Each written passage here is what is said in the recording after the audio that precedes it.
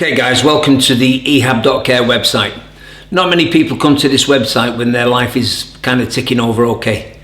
Many people visit this website because there are maybe one or two problems involved within the family, very possibly with chemical dependency or substance abuse. Before you go any further, I'd like to lay a poetic confrontation at your feet. I'd like you to really listen to what I'm about to say, because I'm going to offer you a slight foretaste of the type of information and challenges that lie within this program. If you want to journey into, through and out of the valley of addiction into the ehab.care recovery program development scheme, we welcome you. We're going to walk with you, talk with you, share with you and care with you. I think it's only fair that you get a taste of who I am and what you can expect if you proceed any further. If you don't understand how addictions are born, you can't say it won't happen to me, because the embryo of this virus and plague is conceived where the world cannot see. Addictions are born in a self-righteous line. No, I won't become addicted. I'm clearly better than the down and out, than the poor and the afflicted. I'm only going to experiment. It's okay just to give it a try. I won't let it take over my family. Cross my heart, man, and hope to die. So you tried it, you liked it, your esteem improved. It somehow helped you to relax, so you distorted the truth to try it again, and your morals got stabbed in the back. And then the next time you use, and you don't go so high, and you're left with a craving for more, will you still try to believe addiction won't happen to you as you bang on the drug dealer's door? If you don't understand how addictions are born, please don't say it won't happen to me, because the embryo of this cancerous plague is conceived where the world cannot see. Or you believe you can stop or stay in control, and you'll water the seed of that lie, that addictions couldn't happen to a nice guy like you, whilst inside you're starting to die. You got yourself in, so you'll get yourself out. It's a myth that you'll crave to believe. As your efforts all fail, your friends move away, and your family prepare to grieve. In your heart you will sense that you're losing the plot. In the night you will silently weep. And that promise that you make, that tomorrow you'll stop, is the one promise that you never keep. Until a darkness of soul brings a personal cry. How much longer can this madness last, as days turn to nights and wrongs become rights, and tomorrow looks just like the past?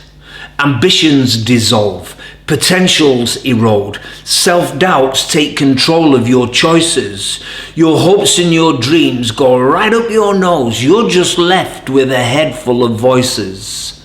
If you don't understand how addictions are born, you can't say it won't happen to me, because the embryo of this cancerous plague is conceived where the world cannot see. Am I telling your story as I speak from the heart? Is your life on a slippery slope? Does anxiety rule because of secrets and lies? Are you losing the concept of hope? Are you governed by fear with a consistent guilt? Is your heart in a dungeon of shame? Are you tired of running from the man in the mirror, giving in to the instinct to blame? Millions die in that valley of addiction. It's a war that they're destined to lose, blaming people and places for the pains of their life, having sacrificed their ability to choose. So if, as you listen, you can honestly say, yeah, I think I'm falling apart, you must know that the drugs are a symptom of a discontent, dissatisfied heart. You must know that your sadness is a sign of life. It's a pre-grief from deadly decisions. It's the consequence of life when life is a lie and relationships are more like collisions. Because the light of the truth is, the problem is you. There you are, wherever you go. making right sound wrong and wrong sound right, saying yes when you should have said no. Here's the simple truth. The state of our hearts is the reason our lives go insane, why we're scared all the time, why life doesn't make sense, and why homes become battlefields of blame. All those chains on your life in that cultural hell, have they robbed all you wanted to be? Well, the truth is you can, you are, and you have the potential to be chemical free from that culture of lies. Individualize. Make a stand to make life right. Let's get back to our roots. Let the truth set us free. Let's begin a healthier fight. If you don't understand where addictions are born, you can't say it won't happen to me, because the embryo of this cancerous lie is conceived where the world cannot see.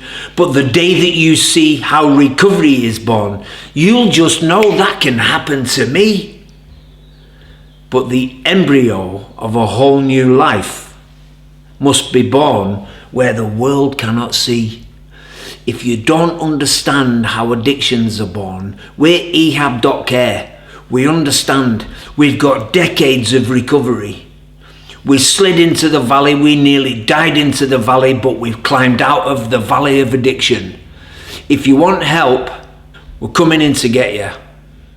Let me show you what the valley of addiction looks like. Okay guys, the valley of addiction. Nobody sets out to become addicted. Nobody actually believes that they will ever become addicted. I can use, even abuse, but I won't become addicted. I'm only going to try it. Deception, experimentation. So we try it, we like it. We don't see any harm in it, if we're perfectly honest. I mean, how bad can it get? And so we use again. The second time we use, we are actually playing with it. Deception, experimentation, recreation. The more we use, the less of an impact the substance seems to have on us. So rather than heed the warning signs, we actually choose to purchase more of the substance. Deception, experimentation, recreation, escalation, that's addiction. That's how we slide into the valley of addiction. This is what keeps us in the valley of addiction. Determination. I can beat this. I got myself into this mess, I'll get myself out of it. And then the harder we try, the more we fail. The more we fail, the worse we feel. The worse we feel, the more substances we use. And slowly but surely, we slide into a spiritual, psychological, relational, financial, educational, sexual season of deterioration.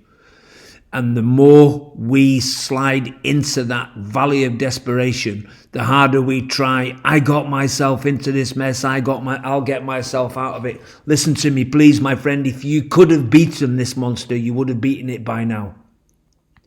It will kill you. We are interventionists. Welcome to ehab.care. The Valley of Addiction is the trademark treatment program for the ehab.care website.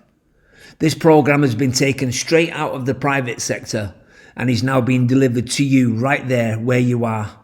At any point of time in your day, you can stop, tune in, listen to a lecture. Help us to be interventionists in your life. We understand that you're going to deflect. Once we get through that initial torment of the detox, if we can get you through the detox, as soon as you start feeling better, you're going to think you are better. And then you're going to start deflecting. Man, it wasn't all that bad. I've learned my lesson now. I know how bad it was. I'm never going back there again. Deception, experimentation, recreation, escalation, addiction, determination, deterioration, desperation, devastation, or intervention. That's where we step in. Deflection, that's where you try to clock out. Our goal for you, submission. Submission is not a sign of weakness. Submission is a unique strength. Why submission? We'd like to take you into a window of, we'd like to visit you in your depression. Anybody who's gone into a chemical dependency for any reason, there may not have been any sign of depression before the addiction, but you got to take this guarantee. Addiction causes depression. Our deflections are usually an effort at trying to avoid the deflection. We put down the substances and then the feelings start to stir, and it starts to feel like a family member has died, and maybe a family member has died, and the feelings and the emotions start to stir, and we feel ourselves sliding into a depression. Some clown somewhere along the line said antidepressants are a sign of weakness. Antidepressants will give you the break you need for a season. If you are diagnosed with a depression and the doctor talks about antidepressants, it's only a prescription. It's not going to be, it doesn't have to become a new way of life. Okay? If you won't feel depressed about your addiction, you're probably not going to get sober.